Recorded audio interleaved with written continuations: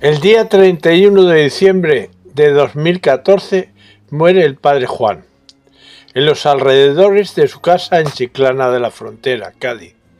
Nadie podía sospechar que ocurriera esta muerte súbita, pues el día anterior, después de haberlo pasado prácticamente el día entero con nosotros de compras en el Corte Inglés, haber comido en el restaurante El Viento de Levante y cenado en casa, nada nos hacía sospecharlo. Después de ocurrido y recordando sus últimas palabras de despedida, cuando le pregunté ¿qué va a hacer mañana, día 31? Y contestarme: no te preocupes por mí este día, pues se lo quiero dedicar de una manera total y especial a Dios. Y vaya que sí se lo dedicó totalmente a nuestro Señor, pues terminada la misa, en la que estoy seguro dedicaría muchísimo tiempo y meditación, salió a pasear, tal vez rezando el Santo Rosario, y a las 10 horas se desplomaba junto a una tapia que le ayudó en su caída. Estaba en casa de Chey tratando unos temas que no recuerdo, cuando un joven amigo del padre Juan, que vivía en las proximidades, fue llamado para auxiliar al padre Juan, pero cuando llegó ya no pudo hacer nada. E inmediatamente se acordó de mí y me llamó. Chey y yo saltamos de nuestros asientos e inmediatamente salí corriendo a casa. Cogí las llaves del coche y en medio de oraciones y lágrimas corrí hasta el lugar del óbito. Allí estaba el padre Juan, cubierto con una manta. Intenté llegar hasta el bolsillo superior interior de su chaqueta, donde llevaba siempre un portaviático que utilizaba para llevar y dar la comunión a los enfermos que le llamaban. Más de una vez le había acompañado en este cometido y siempre me impresionó su forma de dar la comunión a estos enfermos, la adoración que transmitía al coger la forma y dársela. Pero no pude hacerlo, pues un policía que estaba vigilando el cadáver me lo impidió. No se podía tocar el cadáver.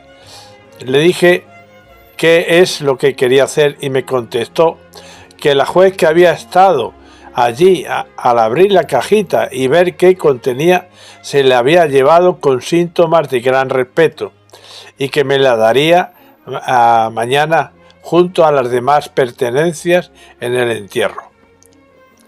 Llamé a su gran amigo Paco Ribelles, albacea del padre, y muchas otras personas. Después la espera en el tanatorio el día 1 de enero y al día siguiente, el día 2, tuvimos la misa, en la que se consumieron las formas que el padre Juan llevaba en el portaviático. Tras finalizar la misa, salimos en coche tras el coche fúnebre y de esta forma fuimos detrás del vehículo que transportaba el ataúd que contenía sus restos mortales. Afortunadamente el viaje no se nos hizo pesado e insufrible como pudiera haberlo sido de haber ido solos en el coche, pero íbamos acompañados con nuestros sobrinos y sobre todo, como los 4 somos cristianos de verdad, que no vemos la muerte como un final, sino como el verdadero principio, pues el paso para estar junto a Dios, y bien sabíamos que el padre Juan ya lo estaba, sin duda. Con estos pensamientos, hablando de ellos y del padre Juan, se nos pasó el viaje muy rápidamente. Nos acompañaban Juan Luis y Cristina. La llegada a Villanueva del Duque fue realmente impresionante. José, otro gran amigo del padre, me había llamado diciéndome que le avisara por teléfono cuando estuviéramos a la altura del pueblo de Espiel. Así lo hice. ¿Y cuál fue mi asombro? Que esta llamada fue la señal para que las campanas de la iglesia del pueblo repicaran a muertos y todo el pueblo fue desembocando por todas las calles hasta la iglesia. A las 12 horas estábamos allí y no había sitio donde sentarse. Fueron muchos sacerdotes los que quisieron estar en la misa del difunto, que a las 17 horas se hizo por el alma del padre Juan. Creo que fueron más de 10 curas. Por cierto, que nadie se movió de la iglesia hasta que acompañamos al féretro hasta el cementerio.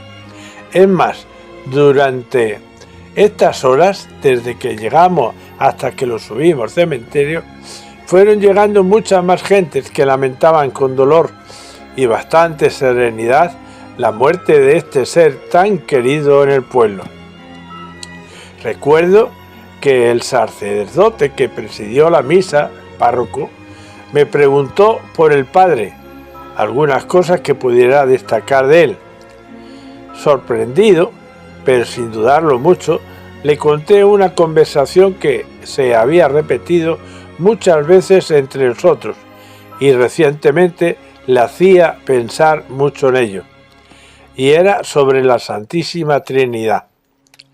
Después de hablar de ello, siempre terminaba diciéndome: lo primero que le voy a pedir a nuestro Señor es que me lo explique, aunque ya no será necesario, pues la ciencia de Dios ya me inundará y lo sabré todo. También recordé, y así se lo dije, que tenía dos grandes pasiones. La primera y principal era amar a Dios con todas sus fuerzas y talentos, y al prójimo más y mejor que a sí mismo. Palabras textuales del Padre Juan. La segunda era la inmensa devoción que tenía por la Virgen bajo la advocación del Carmen. Famoso era el museo que tenía de todo lo que fuera referente a dicha imagen, museo que le ayudamos bastante limpiándolo y ordenándolo cuando le conocimos y tratamos, aunque no vimos su final, pues la muerte lo impidió. Y todo este enorme material debidamente empaquetado, días después lo llevamos para su pueblo con el deseo de que algún día se haga el debido museo del Padre Juan en su pueblo, que tanto amó. También llevamos su gran biblioteca, de más de 10.000 libros, entregándolos a la biblioteca del ayuntamiento, recién inaugurada, que se llenó con los libros del Padre Juan.